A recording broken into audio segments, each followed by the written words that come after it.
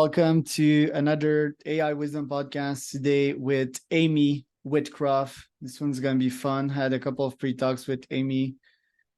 Aime's wild, I must say. So she's different. Let's call it that way. And I very much look forward to her conversation. Aime is Senior Coordinator Knowledge and Delivery at Open Nord Ouvert, Vice Chair Advisory Board at Open Data Charter, and independent external advisor at Tora Enzi and founder at Data4D.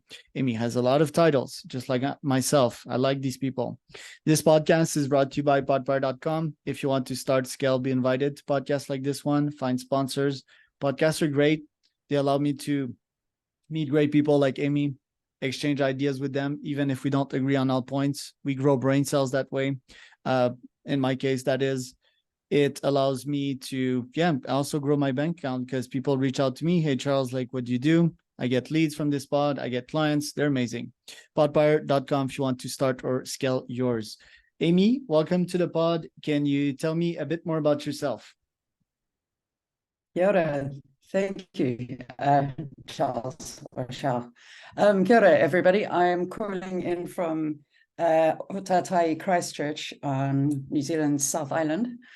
So pretty far away from, I'm sure, many of you, but very chuffed to be here. As Charles says, I have a number of, I do lots and lots of things, but I'll also make clear that today I am representing me. I'm not representing any of the organizations for whom I work. But yeah, that's a massively wide background. I've done everything from molecular biology to management consultancy to science communication to plain English to web data, whatever you name it, I've probably done something. So yeah, that's me. All right, that is you. And I see your connection is red. So let's hope, let's pray to the Wi-Fi gods that it come back. Okay, so data, I guess, is your main thing. Ethics, you like talking about climate as well.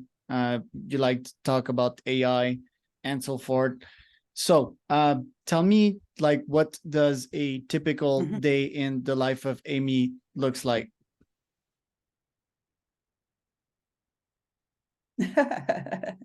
On the days where I'm working, which is most days, it's normally meetings, lots of meetings, first thing in the morning, very, very early in the morning, a lot of the time, because much of my team is based in sort of around Eastern Standard Time. So their afternoon is my very early morning. And once the meetings are done, it's generally a mix of doing research if I'm writing up a paper, which I have been doing recently on climate data governance, or it might be, there's always emails to answer, right? There's always emails to answer. The world is also filled with far too many reports getting published every day for me to get anywhere close to reading all of them. But spending time just seeing what's happening out in the world, what the zeitgeist is, what people are saying about, especially around sort of data and AI ethics, data governance, climate, all of that kind of stuff. And then, yeah, the day just kind of beautifully smears out because there's also invariably other stuff to do involving my life here in New Zealand. It's really interesting living smeared across the world. But I wouldn't have it any other way. I quite like where I am. I just bought a tiny little house even, so I'm definitely keen to be here. Yeah, Enzi looks beautiful. Now you're quite vocal about some of the problems that we face nowadays with data, with AI, with GPUs and the environment. Can you tell us about those? Yeah, sure. I think what a lot of people maybe haven't realized, and I'm not saying here that AI is per se bad. I'm just one of the people who's trying to counter the hype of it's amazing and fixes everything. Is certainly with the environment, there are a number of things to consider. So think about, all of the actual tech stack. People forget that stuff in the cloud is still a server. It's just a server in somebody else's basement, or as the case may be, gigantic data center. But all of those components are made with like physical resources, including a whole bunch of relatively rare metals and things like that. Those all have to be mined. That stuff is all extracted, right? And the places it's extracted from are often developing nations. The extraction is polluting. It can cause local political instabilities, all of that kind of stuff. The water usage to cool the data centers is massive. Some of the companies are getting better at it, but it's an absolutely gigantic water usage. They use a heap of energy, and as a result have often been placed in countries where energy is cheap, and as a result, a lot of that energy is dirty. In cases where it's using renewable energy, you're like, yes, finally we can do this right. What's tended to happen is that the local community can't use that energy. So it's just this sort of like and even just and that's so that's just the componentry, of course. Then if you're training a model like an LLM or anything like that, it's the huge use of those machines. Even, I mean, I feel bad because I stream stuff and I use the internet a lot, and I know like Google searches have emissions, like a simple search on Google has an emission. So you can imagine typing something fun into ChatGPT, just to have a look. It's as a friend put it, it's like letting a little carbon bomb go off every time you do it. So my personal stance has been not to, because I'm like, I'm not sure I can justify the situation for a moment of my fun.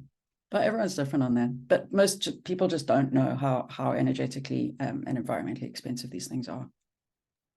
Yeah.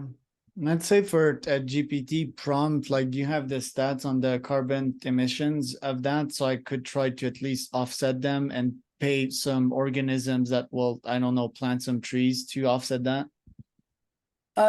Absolutely, you could. It doesn't fix everything else, of course. But yeah, and or look to other ways to do it. Carbon offsets. I won't go into the massive carbon offsets thing, but carbon offsets are not nearly as carbon offsetty as they come across. Yeah, I've heard that before. But yeah, it's complicated, right? I mean, we do live in a digital society, and so we do need to think to that. But it's also they're just thinking about things like data rights and data sovereignty, and all of that kind of stuff really comes into it as well. Right. It's a fascinating so to be alive. Before we get into that one, like on an environment level, I think that DeepMind, the branch of Google of AI, was actually responsible to make their data centers more efficient, and I think they were successful. I think they actually consume like 20% of the energy that they used to. So that was quite fascinating. What could be other solutions to diminish the carbon offset of these gigantic server farms? So making them more efficient. So it's not just carbon. That's the thing. I think with climate, everyone's just kind of laser focused on carbon, forgetting that there are sociopolitical issues, there are water issues, blah, blah, blah, blah, blah, blah, blah. But I mean, there's a really good incentive to make your data centers more efficient because you're paying less. So that's kind of cool. I have seen some of the big companies use, however, their data centers energy usage to essentially manipulate the local energy markets, which is like not terribly ethical at all. Something like that. And then, I mean, in all fairness, and I realize this is a ridiculous thing to say, and I'm being a bit of a hypocrite here, but if we could all be a little bit more judicious with our data usage, and not just usage, but like collection through storage, through analysis, like, do we need to do this? I understand we also like playing and things, but a lot of the conversation around data ethics, for example, and data rights speaks to, should we collect it to begin with? And if so, then what do we do with it in ways that maximally protect human and sort of life form dignity rather than company shareholder dividends and so forth. But yeah, I'd be curious to know what they've done. I did see reading something about that, but I found a lot of the tech giants tend to be very judicious with the data that they release. So there's a fair amount of greenwashing that goes on as well. But we've been trying to get their emissions stats out of them for years as they go, we're very green. And you're like, sure. And they're like, no. So it's understanding that the change, right? So it's cool to think about the data centers, but what can we do about the data providers and users to make sure that we're being minimal, right, or more minimal? Maybe. Yeah. Yeah, storage. You're having me think here. Sorry, I was just saying I'm on mobile data as I get fiber installed. Yeah, that's okay. But also more efficient algorithms, all of that kind of stuff, all of that will help. But we're still at the end of the day using resources. So are we using them respectfully? Yeah, it's funny because I never thought of data storage as energy consuming, but it obviously is.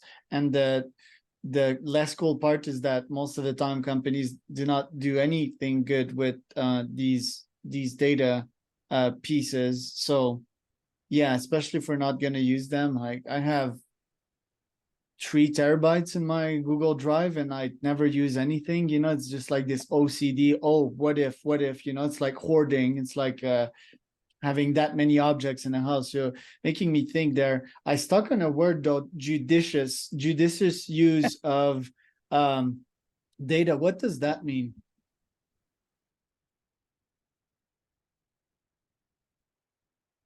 You there? Sorry. Yeah, judicious. Yep. What does a Oh, judicious use mean of data? I think in this respect, or in this case for me, it just means sort of sober. Minimal isn't necessarily the correct term, but just like a really respectful, well thought out, sort of calm use of data, rather than going. We all have a tendency to be like magpies when it comes to data. It's like must have and collect and keep it all, and just go. And data isn't evergreen; it rots over time anyway. So I've got a Google Drive, and I keep some important stuff in it for if I'm away from my machine, right, and I need to access it. But for the rest of it, like stuff is on. I've gone back to hard drives, including ones with like old music collections and stuff. So I stream slightly less. I'm like, yeah, you hear me. but Interesting.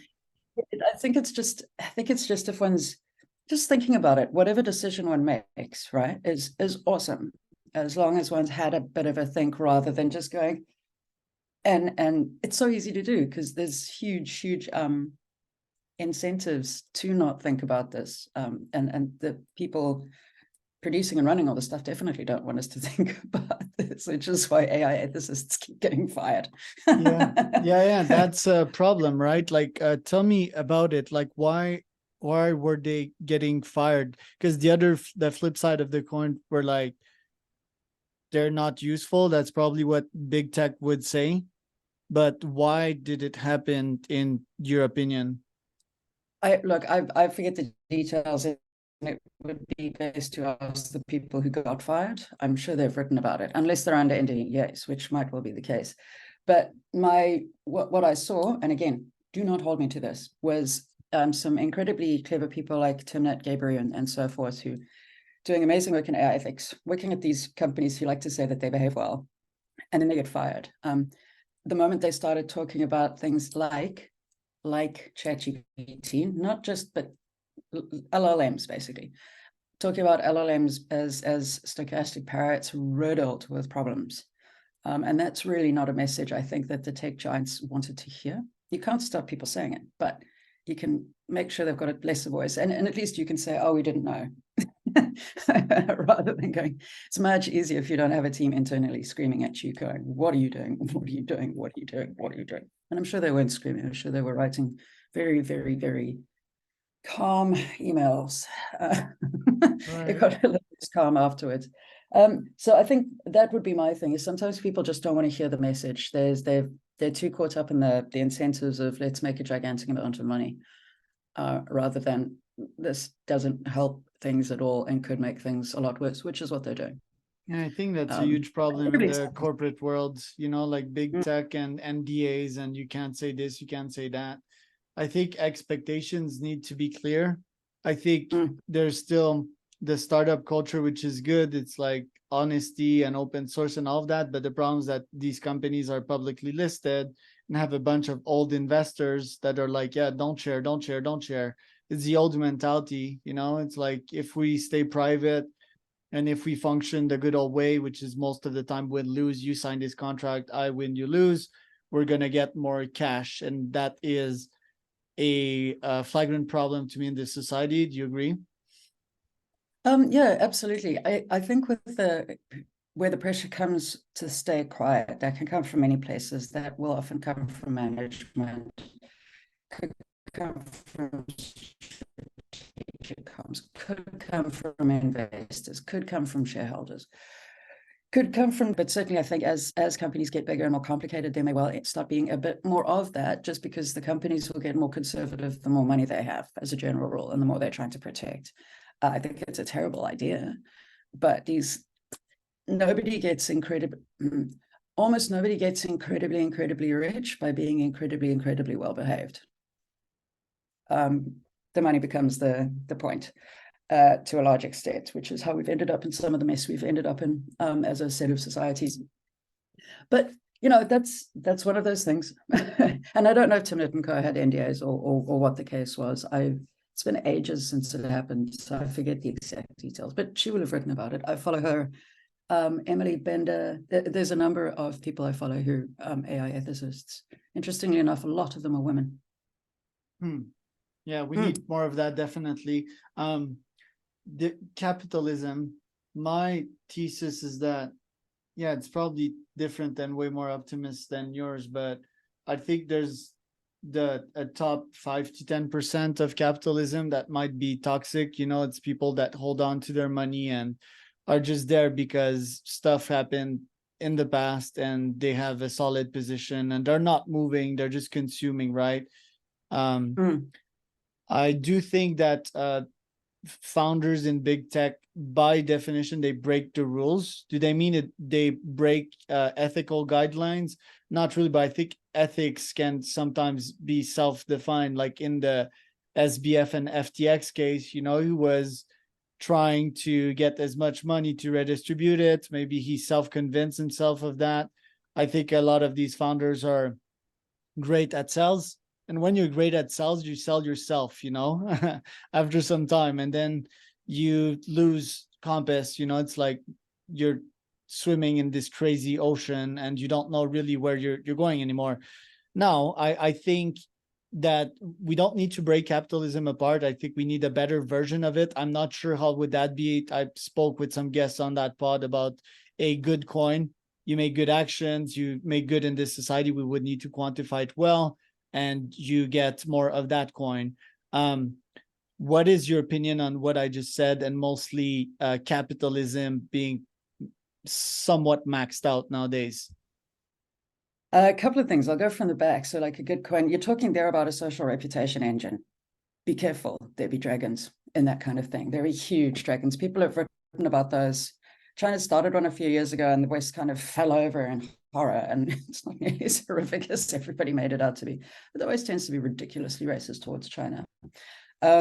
But yeah, social, and people have tried online ones as well. I was a part of one for a while, but there are very, very, very, very big dragons there in rewarding people in that way. Because again, you're tying behavior to money at the end of the day. And I think part of the problem here with capitalism is that we tied everything to money. And we're finding ways to further break down like human experience into things we can sell and purchase. And I think that that's terrifically sad. In the same way that trying to measure everything and make data out of everything, the quantified self and so forth, is fundamentally missing the fact that a lot of life is qualitative. It's not quantitative. You can't just break everything down into little numbers and then understand it. That's not how it works. And I speak here as a molecular biologist. So I know about breaking things into little parts and measuring them. But so I think there's that. I think capitalism, remember, there's more than one form of capitalism. So there's the USian form, which is the one that sort of just accelerated onto the horizon that way in terms of running that experiment. Like, how capitalist could a capitalist be? And I would argue that it's a failed experiment. It's interesting, but it's gone very poorly, which it was always going to. Anytime you max something out. What's your definition of a failure? Well, I would say if you look at what's going on in the States, and we're not going to get into a big, long discussion here, but I would say looking at the inequity in the States, looking at what's going on in a lot of society, it has not gone particularly well. There are too many billionaires. There are some extraordinarily wealthy people who I guarantee you are not worth millions of times more than somebody else.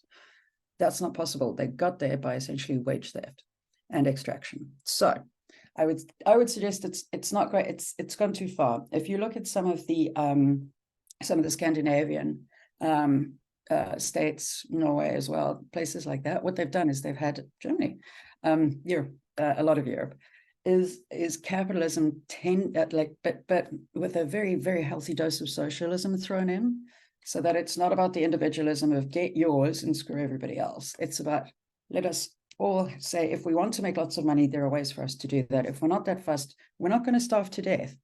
Or if we're unlucky, or if we're poor, or if we've got family stuff, basically, it's okay. We're not going to punish people for being poor. We're not going to reward people for being rich. And we'll make sure there are really good social safety nets. that there is affordable or free healthcare, that the education systems are great. And those countries do very, very, very well without some of the issues that we see, as I said, with take any ideology, take any theology, take it too far, it will collapse itself, which is a pity for the people it takes down with it. Personally, I'm a fan of things like UBEs and stuff. We go like, let's protect dignity. Also, we don't need to have all the things and own all the things and buy all the things, because again, we're on a dying planet and we did this to it. But if we could live simple, dignified lives, it's and fill them with things that make us happy rather than desperately trying to make ends meet, I think everything would be so much better. I realize I sound a bit like a hippie here, but no, you don't actually, because I agree with most of these points.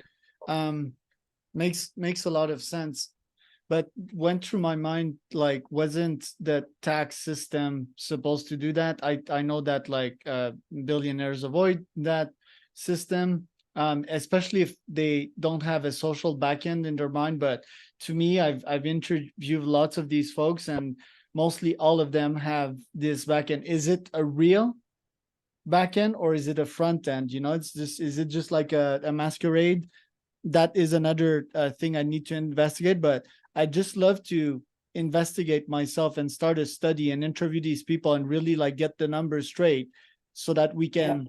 And to what you're saying, I think that was done before, or was it? Tax is a way towards that, but I mean the scale of wealth that some of the chaps have these days, right? That would make robber barons blush and go, mate, don't you think that's a little indecent? But a lot of if you look certainly here, but generally as a general rule, again, depends on the country and how well things are enforced and how many loopholes there are or how few. You'll generally find people towards the bottom are paying proportionally much higher taxes than people right up the top. People right up the top, and companies can afford the kinds of lawyers and accountants which make gigantic loopholes through which they can step into not giving back and building a camp for 50 homeless people, a certain company, and then going, look how good we are. No, pay your taxes. Pay your taxes to the city and to the country, and let people do that, let us do that as a whole community. And that's how we keep the lights on. But as a general rule, a lot of people are avoiding taxes. So yes, tax is to do it, but only if you very strictly enforce it and make sure there are very, very, very, very, very tight, or ideally, no, there's always going to be some loopholes, right? But there are also people who suggest maybe putting a cap on things and going, you know what, no human on earth needs more than, say, $1 billion. Like, what are you going to do with it, man? Like, no, that's not just silly. So after that, you have your first billion, have your first 5. But after that, you don't need it.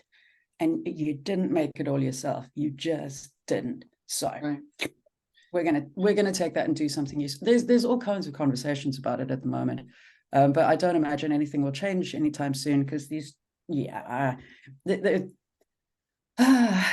the people who wouldn't want it to change are generally the people either running things or friends of the people running things. So it's going to be a bit difficult, but certainly a bit of, I think I just like to see these people behave more ethically. But to speak to your point earlier is, there is the absolute power corrupts. Absolutely. People can start off with great intentions and end up being terrible humans.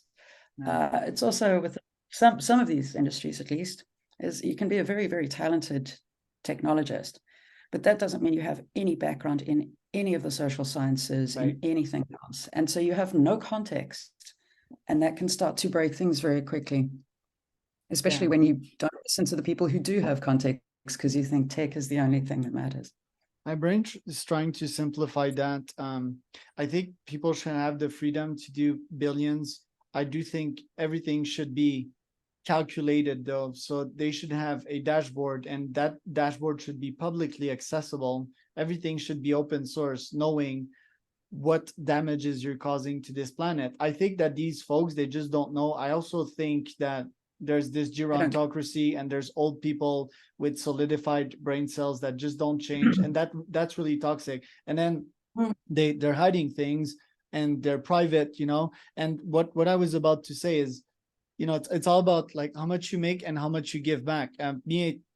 whatever I do, I'll try to always have a 2x ratio, whatever that means. Like what I gain, I want to give back double, being generous and so forth. And the final point I want to make here is that if these folks would have their own planet, right, which I think they'll do, by the way, or it's not even an island, because you can like emit pollution on that island. Once you're isolated and once you're this hermit, it's fine to have how many amounts of money that you want. But when you live in a society, if you live in Berlin, let's say, and you use the roads, or if your business activities have impoverished 10,000 people or and killed 100, well, that is not good. You need to compensate for that. What do you think about these points? Absolutely. And in fact, set it up so that you don't do it to begin with. Like, be a better human. Be better humans. I think there is the gerontocracy, but if we look at the billionaire boy kings, they're called the billionaire boy kings for a reason. That's the Zuckerberg's piece. These are not old people. These people are not much older than I am, and certainly I wouldn't behave like that. But but yes, I agree. Is if we set it up. I think one of the ways to do it, though, also is for there to be much higher societal pressure. Stop rewarding bad behavior. We tend to reward bad behavior and punish good behavior. So we punish our teachers and our nurses by paying them like shit and overworking them. Sorry for the swears. And we reward our sociopaths by making them CEOs and leading politicians. So it's like, let's think about swapping some of the maths there. Some of how we pay people is a part of it. The social pressure, I think, is a huge part of it. Some people are more aware of social pressure than other people, but just turn it into a generally, like, if you're behaving poorly, people aren't going to want to hang out with you, and everyone's going to look at you funny, and you're not going to like it. And also, we're going to tax you like you would not believe. Certainly, and the more money you have, I think it's only a few decades ago, this in the States, for example, the tax rate was top tax rate was really, really high. Like, really high, well over half from memory, if you were right at the top. So yeah, have more tax bracket, do all of that, but we don't have the time to wait for some people to magically decide after years of behaving incredibly poorly that they're actually going to behave well. We've got to move much faster than that. And procurement and taxing it sounds terribly dull, but it's actually really important. And we can move, those are such big levers, and we can move so much cool stuff then as a result when we've got money flowing into shared coffers as opposed to into one or two pockets by people who, let's be honest, even when they give back, they're not giving back nearly enough. So AI or whatever is, sometimes you wait for people to behave well, sometimes you have to step in and go, right, okay, if you're not going to, we will. Which is a pity, but don't get me started on AI regulation. That's a whole different kind of interesting. Yeah, let's close off in less than 3 minutes, because we're both on schedules here. Other than the AI that would calculate pretty much all the impacts of your actions scientifically, whoever's going to build that, maybe I can put it on my roadmap.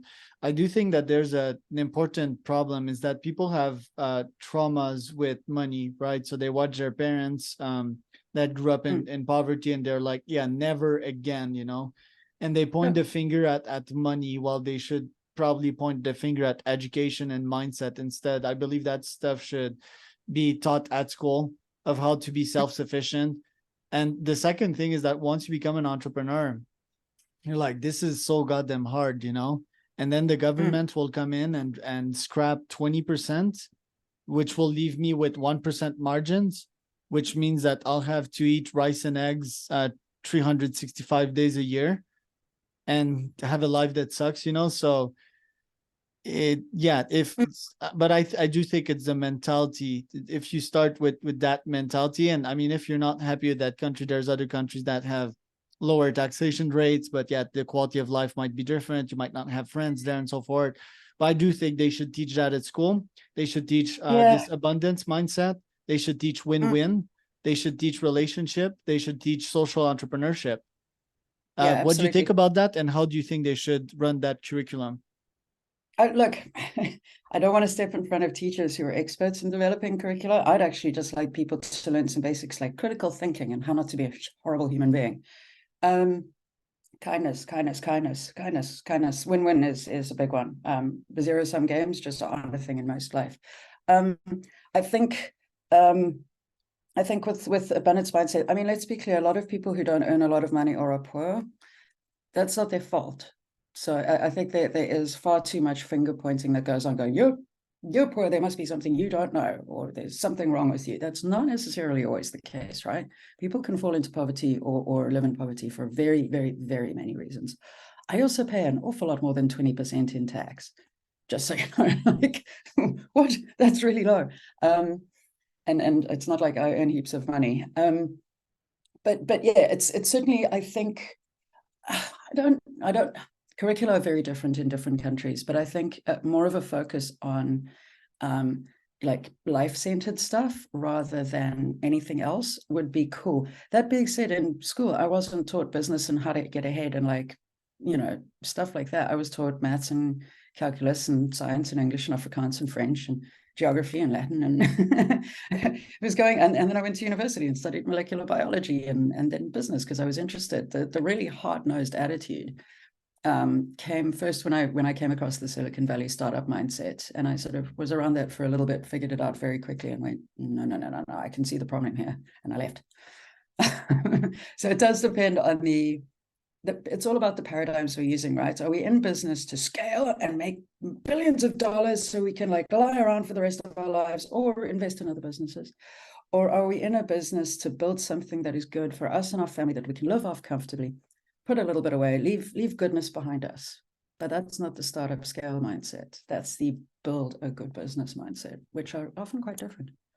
I'm such a technologist, like I foresee a future in which first our mental state, we could affect it with nootropics to help us think different ways, and or have AR glasses that shows us in our house that, oh, who put that light over my head, who put that water in front of me, and just make me more conscious. It's not even grateful is not even the word, but just realize that I'm part of this ecosystem, and that without this guy, I wouldn't have this, and then there would be my added value to society score.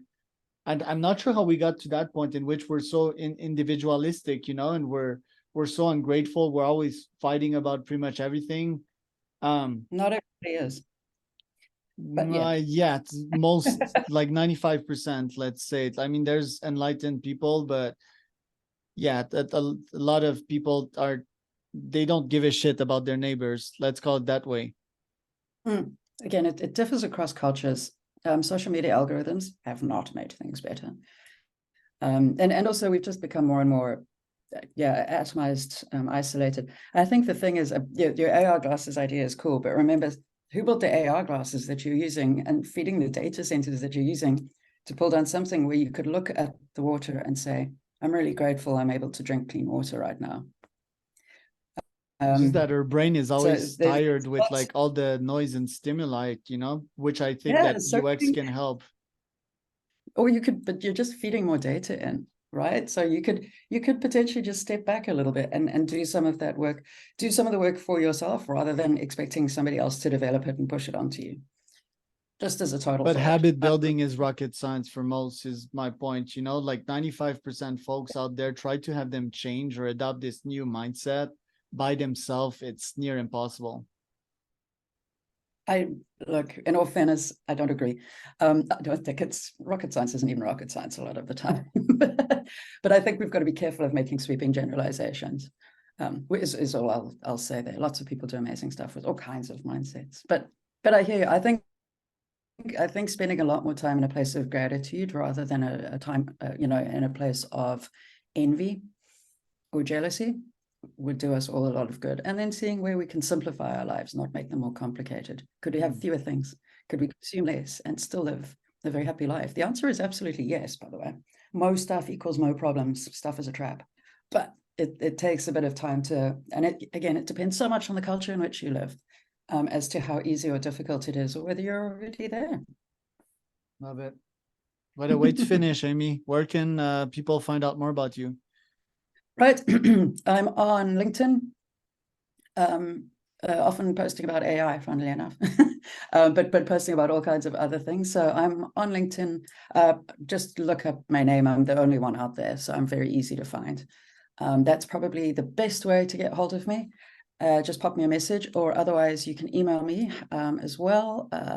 Should I give my email address? Yeah, you can, but I wouldn't. But Look, yeah, that's another yeah, no, ethical that's and fine. data story. Well, exactly. That's why I was like, I'm not sure. Oh, Yeah. don't give it. Better not. Look me up on LinkedIn, people. Yep.